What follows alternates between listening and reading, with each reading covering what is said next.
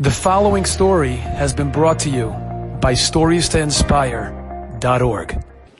A fellow was riding his bike in Eretz Yisrael for exercise. He sees in his rear view mirror on his bike, there's a group of people running after him. He doesn't know what's going on. So he starts riding a little bit faster. And he speeds up, and the mob is coming after him. There's like 100 people running after him. And he's going faster and faster. Unfortunately, he comes to an intersection, and there's a red light. His choice is either to be run over by a car or the mob to get him. So he chooses the mob. Maybe you can reason with that. He didn't know what's going on. So one of the fellows, the leader of the group, the mob, comes over to him and starts screaming at him, "Ganef, thief! What do you think you're doing?" And he starts yelling top of his lungs. In the meantime, the whole mob surrounds this guy, and then hundreds of people start hearing this fellow screaming like a maniac in the middle of an intersection. And there's a huge crowd watching this whole thing. What do you Ganef, lowlife, how do you... And the fellow's standing there with the guy on the bike. He doesn't know what's going on. He says, "What are you talking about? What kind of thief? What did I steal? Don't make like you don't know. What are you talking..." So he says to the fellow who's screaming at him, he said, "Listen, pal, you have the wrong person. I didn't steal anything. I'm warning you right now, you're being mevayish somebody barabim. You're embarrassing me in public. I will never forgive you forever, never, for what you're doing. Either desist now or you're kaput. I'm never going to give you mechila." It's like Ritzicha, mevayish somebody barabim. Murder. And he says, "Yeah, you just want to get out of it." He starts screaming at him, "Thief, Ganef!" And he calls the police. Okay. The police van shows up not too long a time. And the police come over and say, "What's going on over here?" So the guy is screaming, "He's a thief." So he says to the policeman, he said, "Listen, sir, I live 3 houses away from here. That's my house. I said, I was riding my bike for exercise. This mob starts running after me. I don't know what's going on. What are you talking about?"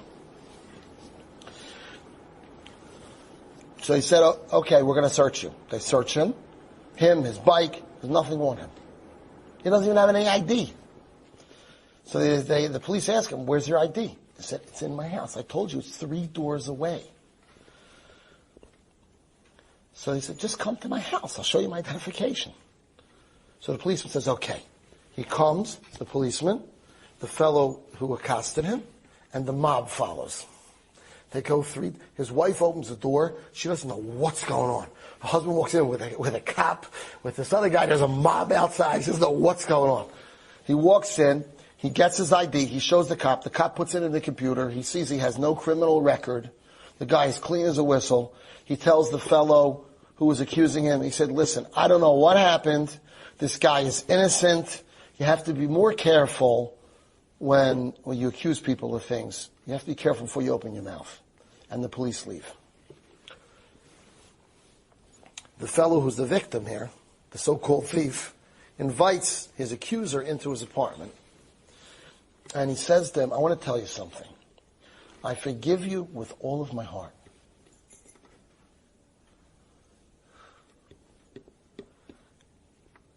And the verbal abuser, the Meshuggah who was screaming at him, says, "What are you talking about? You told me you're never going to forgive me." He said, "I forgive you. You don't deserve it, but I forgive you anyway. I'm loyal to you." And then he says to him, "Why did you run after me? What's going on?"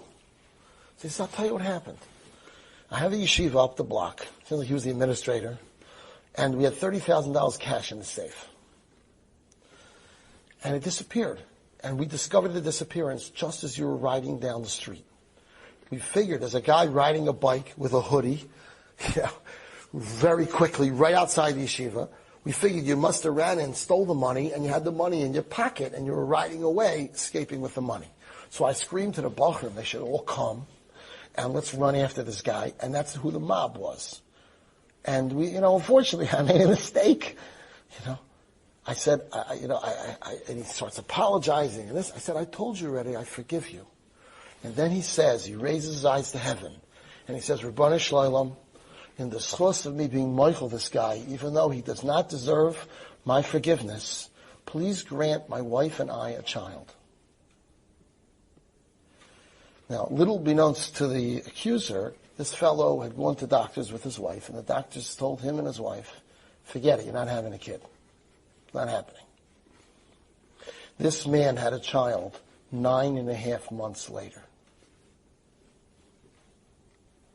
And then he had 3 more children. Why? Because he did something that was way above what a person would do naturally.